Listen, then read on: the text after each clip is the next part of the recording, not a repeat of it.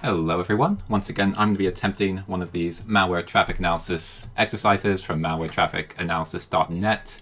I'm going to go with their latest one, which was about 2 weeks ago for DarkGate activity. It's a type of malware I'm not familiar with, and I don't think I'll read up on it because in a real world scenario you obviously don't know what sort of malware or attackers you're going to get. And I've downloaded the files, so let's jump right into it just to go over a couple of things. I have my standard incident response reports that I do for these exercises here. Let's have a look what files they gave us. I think they gave us malware and artifacts, activity.txt, and then the PCAP I have open. So let's have a look at activity.txt.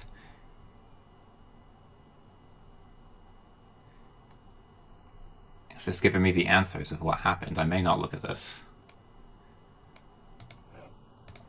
So look at malware and artifacts.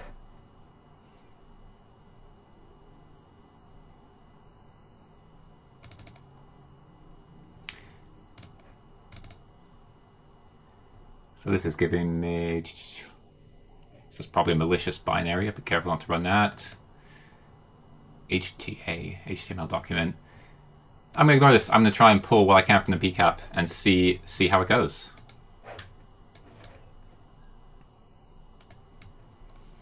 So immediately I'm just going to filter this down to HTTP traffic to see if there's anything there. And I'm going to follow the HTTP stream. So already we're going to, because usually these days on the corporate network you should never see HTTP request. Everything should be HTTPS by default. And if you do see it, it's already a bad sign. And this is, a file.zip looks bad. exe looks bad. This site probably is bad. Let's dive into it.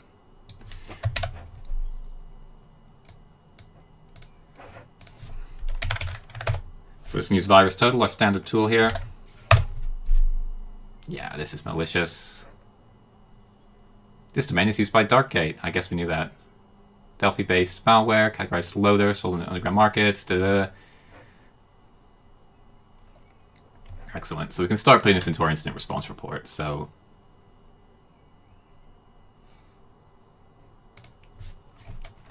we can go malicious URL is this. And let's have a bit more of a look over what that. Actually, we need to look at this one because we need to, because they downloaded file.zip.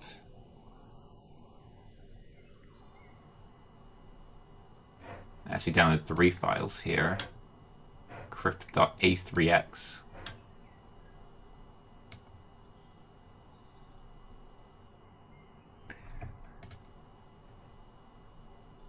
This looks like PowerShell, so it's downloading this to file.zip, expand the archive to a file.zip.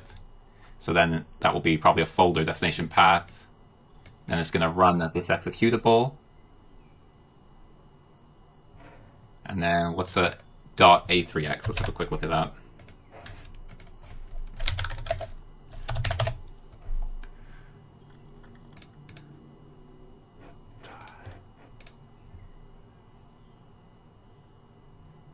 Compiled script file. I've never seen this before. Auto IT. So yeah, I imagine that is malicious, but let's grab the 3 of those. I'm actually just going to save this command.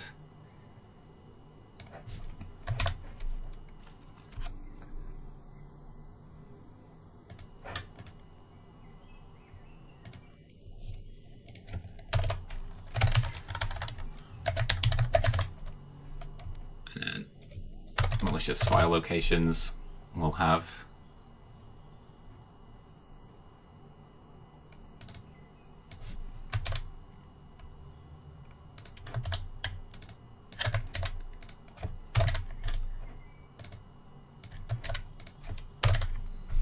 So, because we found these 3, let's see if we can actually pull them out of the PowerShell. So we should be able to pull out the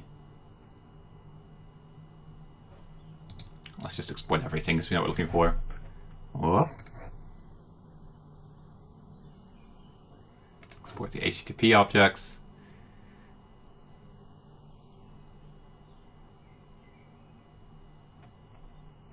Jesus, there's a lot of them. Let's...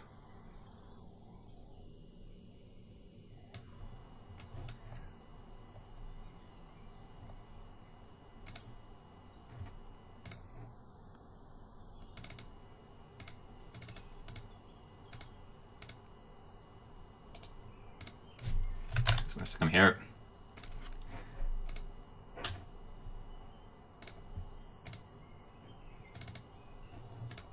Not save. Save all. Desktop.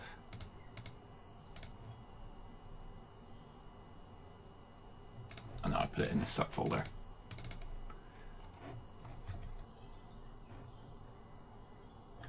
So zip archive there. So we weren't able to extract that, but it was... No, they zipped something, so it's probably just that zipped folder. So we need to extract this. Extracting it should be safe. I am on a Linux system, so I'm not overly worried. Yeah, there are the two files we saw being invoked by PowerShell. So let's extract these here.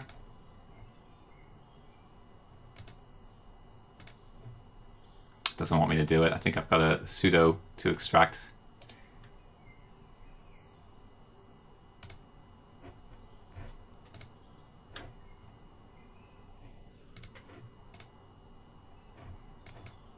I think it let me do it there. Yeah, so these are the malicious files we saw in the web request that piped over the PowerShell. So let's have a quick look at VirusTotal to see what these flag up as.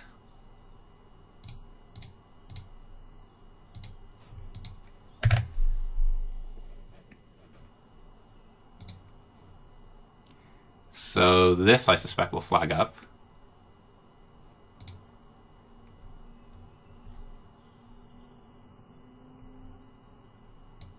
C2 servers and loading tools, yeah. So people are pretty confident this is malicious. And obviously we kind of have figured out what this is. Auto IT3, so let's actually have a look. Is this a legitimate thing that's...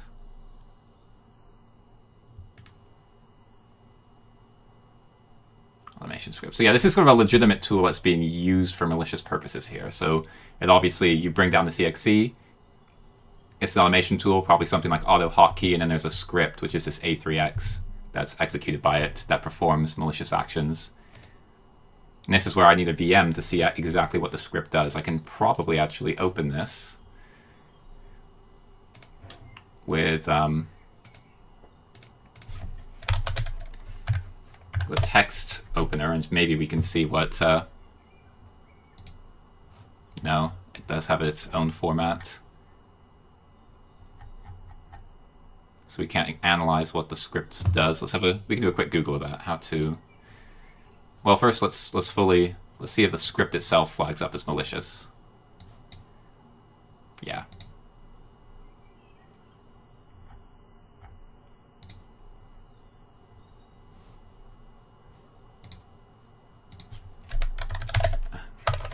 We want to read a what is it, 3x file.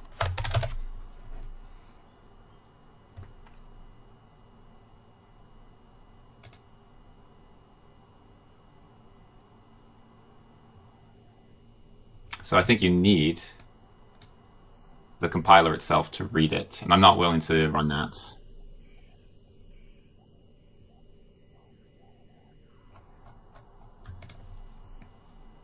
So I guess we're going to have to go back to, I imagine the script is going to reach out to a command and control, so we're going to have to look for that in Wireshark. The other way I could do this is I had a VM set up. I could see what it, or I could do something like I could go to, yeah. My mind's blanking on the, let me run and see the good free one. Someone will have, are they not free anymore?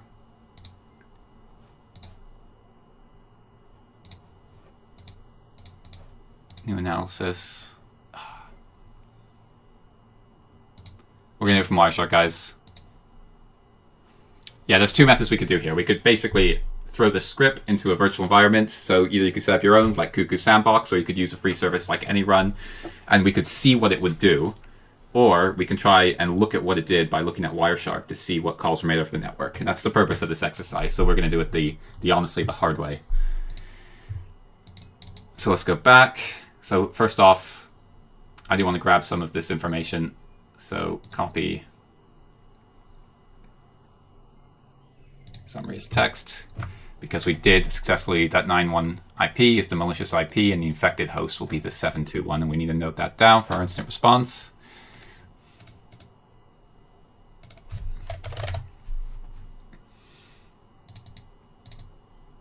So again, malicious.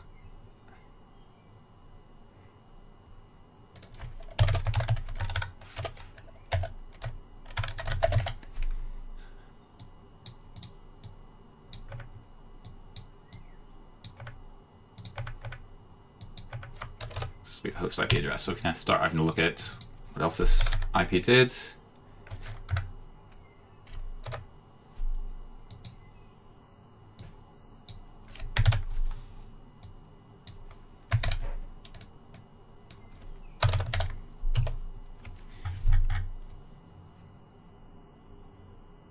Here's where it was hit before, so we're going to go chronologically through.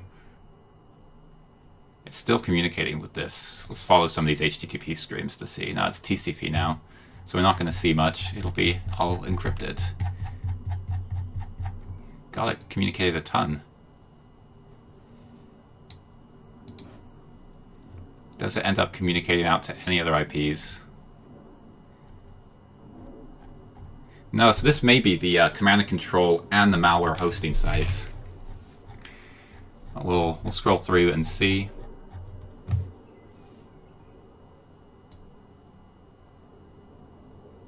Yeah, so I reckon that this IP is both malware hosting and command and control. So malicious IP.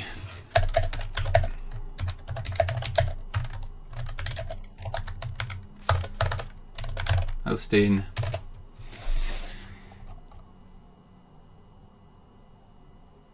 All right, now we've got to do some of the classic Wireshark digging. So we want to pull information out about the host so we know who's infected. So we can do that with Wireshark. I will open it up in my notes.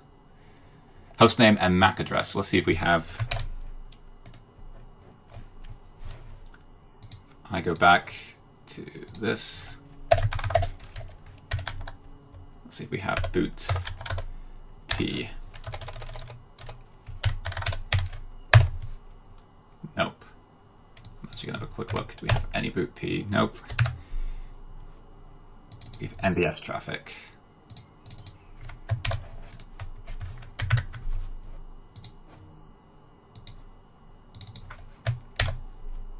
Nope. Do we have any MBS traffic? Nope. We may actually struggle to figure out much information about the host.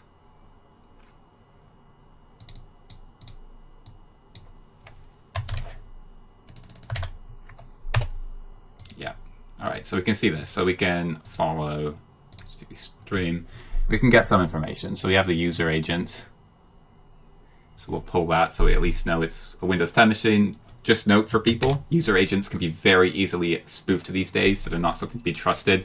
But generally, as it's your own device on your own network, it's not going to lie about the user agent, so you can believe it's a Windows 10 machine using Firefox.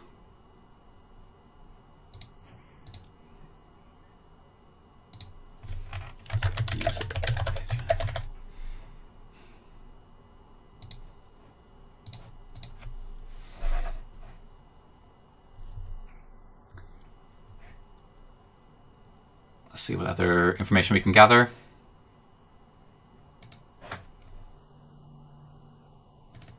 Let's see if we have any Kerberos in here.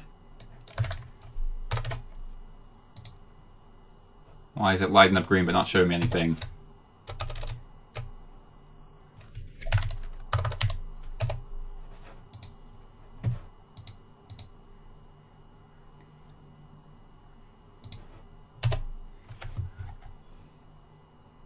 just don't think we have.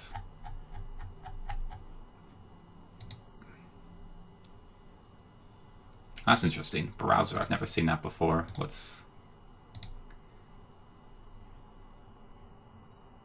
Ah, so we may have gotten a desktop from this. Protocol browser. Never seen that in Wireshark before. Let's have a quick Google. Sorry, let me Google it on the screen you can see.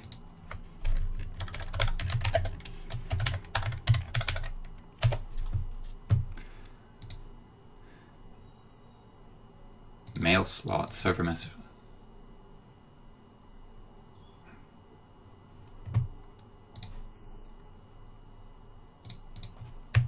That's nice, we got the host name from that. That's something I've not seen before, protocol browser.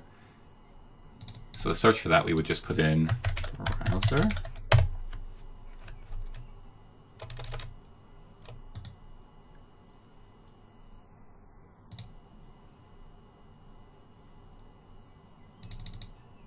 I'm actually going to add this to my notes as a way of finding host names.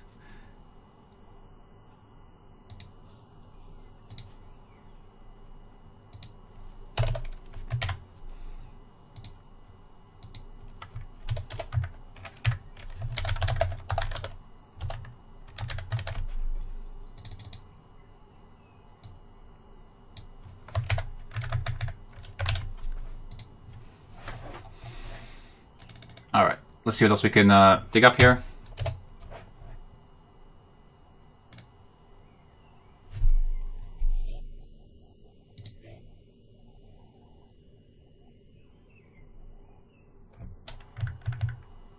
Can't see what I wanted, so let's apply as filter, not selected. That's only showing me destination, but that's...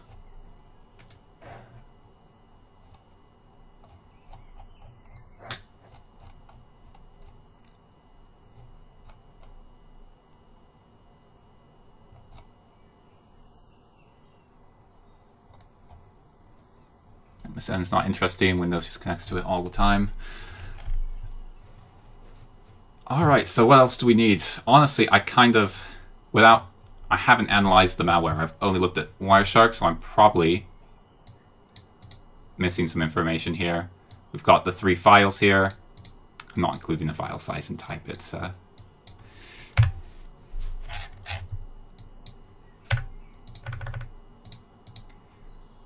description. One is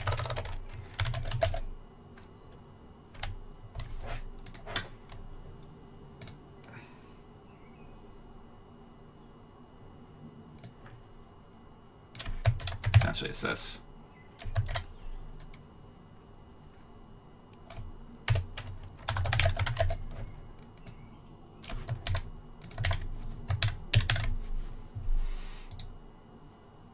It'd give us alerts this time.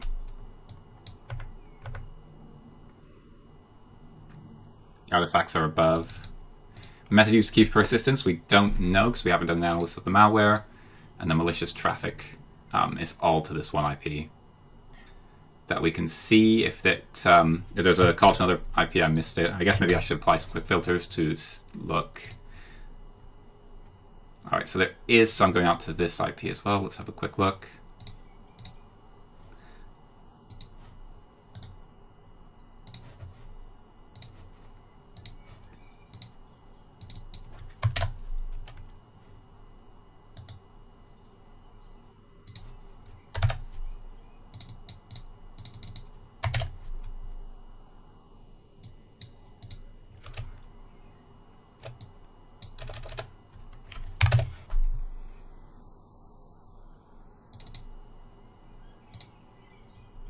This seems unmalicious.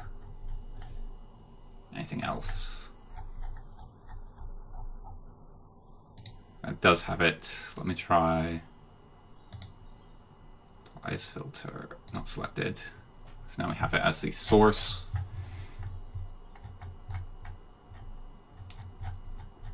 And 9.1 is the. Oh, there are quite a few here. This is all application data.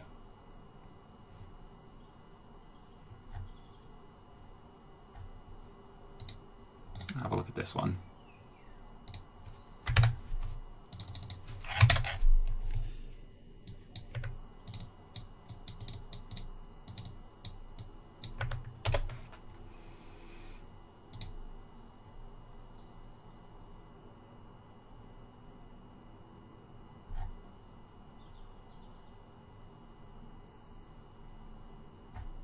Alright, so this one may be malicious as well. But it's msn.com. I think this is a false flag, guys. I'm not going to include it in the report.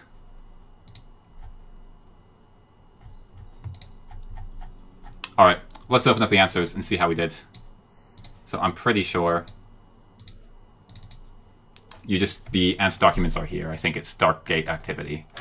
So let's just compare this with my untitled document. Oh.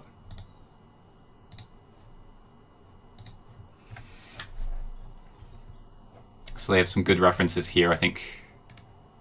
I don't know if they're good references, but this is probably linked to other people's analysis. But I don't want to open up LinkedIn on a shared screen, so we'll leave that.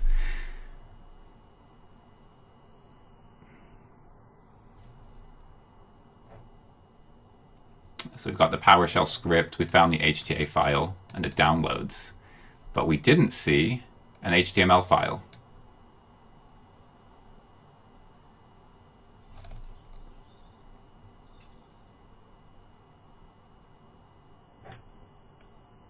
So we did see this CMD thing that they had to run. We did see this downloaded file.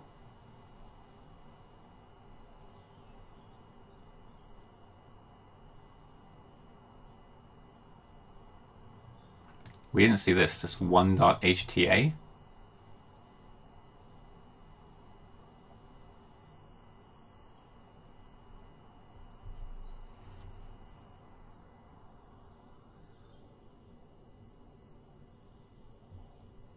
No, this is the PowerShell we saw. And then these are the three files we saw, the zip that zip to these two. So we missed what looks like the initial infection.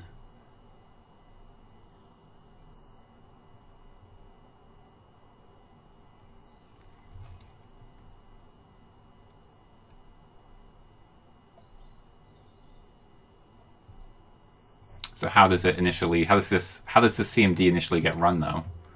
Let's see if we can find this just generally in.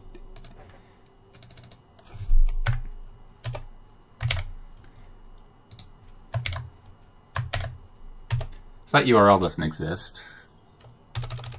What about the file? HTA. No. So is this something we could have found in Wireshark, or do we? All right, I'm gonna have to do some more reading, guys. I'll do it with you. Let's have a look at the Twitter link.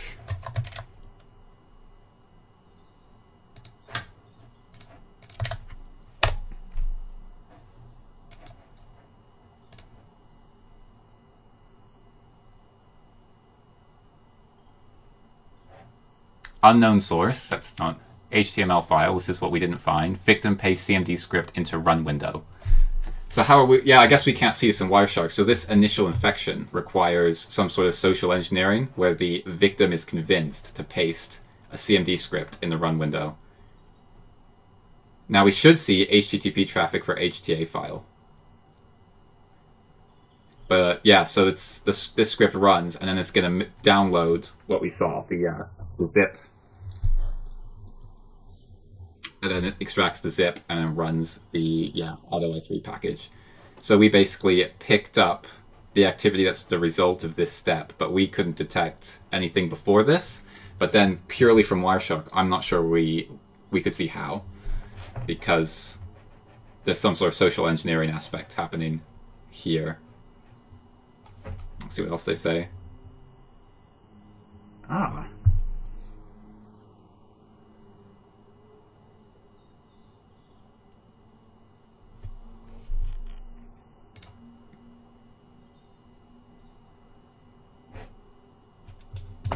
This infection is slightly different because it's different names, but it's the same two files. So it is showing one call to this client hello rock creed.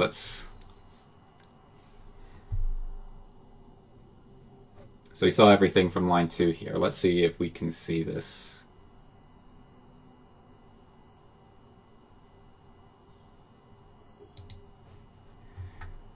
So let's filter on the infected host again.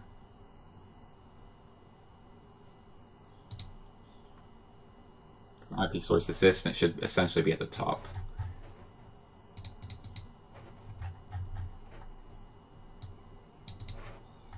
I'm not sure how to jump to top in Wireshark. Oh, there is a tiny little bar here. So we can see the DNS requests. Oh, here it is, standard query response.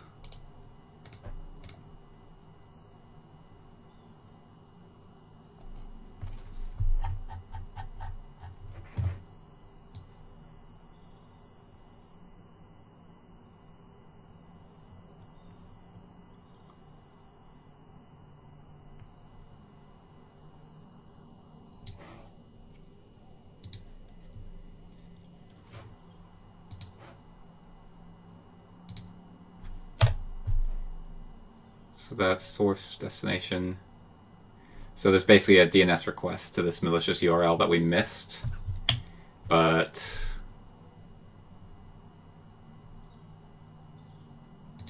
it says 100.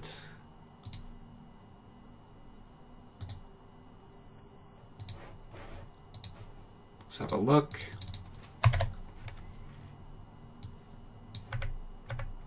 So this should be Google Cloud Platform.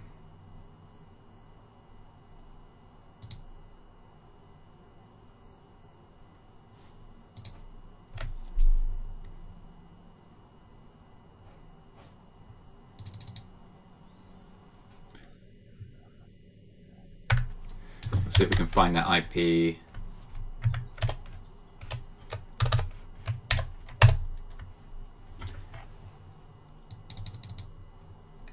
Nope, it didn't copy nicely.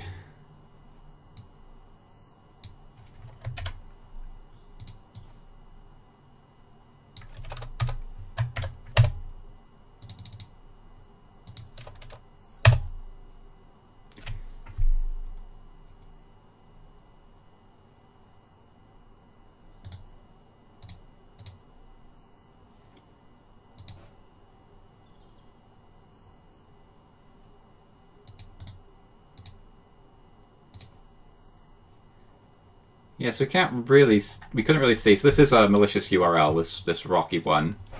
Like let me go put it in VirusTotal at the very least, so we can demonstrate that. We need the IP information.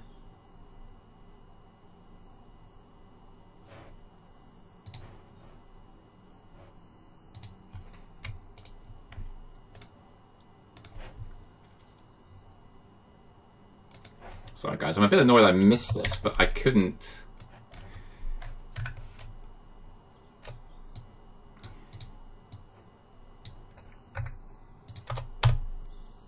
Yeah.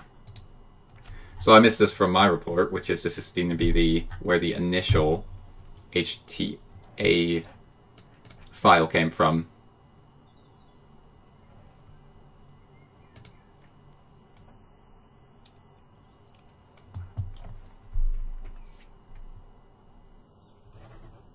So if we go back to the analysis, what we missed was they went to this site. I guess they just downloaded the HTML file.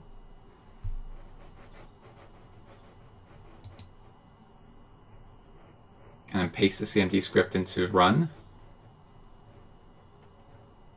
Or are we seeing the HTTP traffic for the HTA file?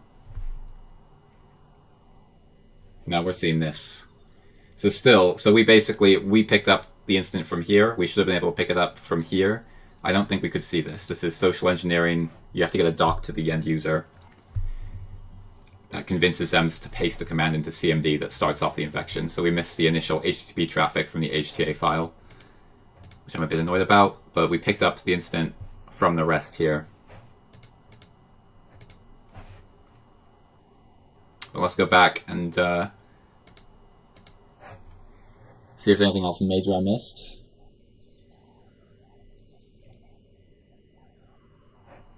Yeah, so these two files are used for the persistence. Persistence through Windows shortcut in the Start menu startup folder running this command. So it's just rerunning the .a3x. So I didn't find that, but that's because I didn't do the malware analysis. I only did the Wireshark analysis. I think I need to set up a Cuckoo sandbox kind of environment and use that for the next run through, because it does feel like this is becoming less a Wireshark exercise and a full-on instant response. So I will do that for next time, guys. And the rest is from this URL that we found instantly. Alright guys, I'm not too happy with my performance here, but I did just miss the initial HTA call. We couldn't actually see anything that would indicate this is malicious. But we should have just checked it out. I guess it did get, it's saying it got a HTA file.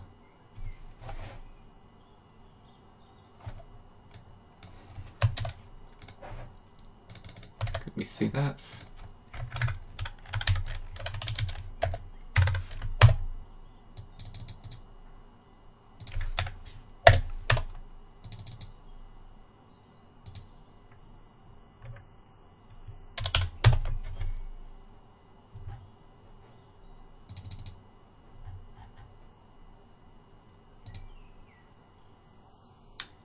We can only see TCP, so there's no way we can see it bringing down making the GET request to the file, is there?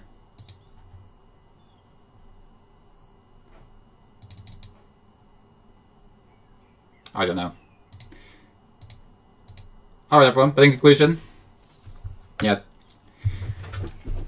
we were able to find and see the infected host. One of the things it didn't include was the host information. It only talked about the malware.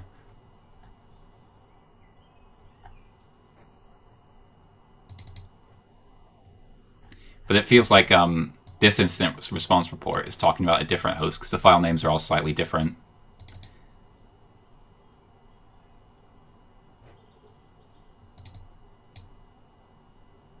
I'm actually going to go back and look at the files to see if we can find this HTA file.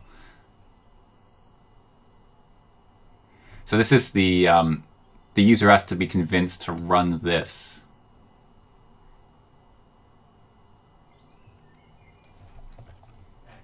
In the command line.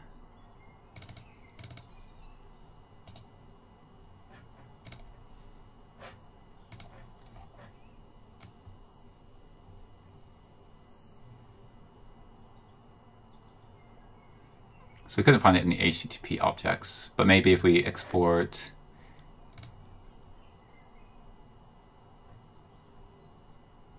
no, we can't export anything else. I don't know. I'm not sure how we got to that. I think we would have to. Yeah, I'll have to speak to someone to see how we get to that level of analysis with what we have and find that HTA file. But anyway, I'll wrap the video up. Thanks everyone for watching. This wasn't too successful video, but this is why we do it, so we can learn.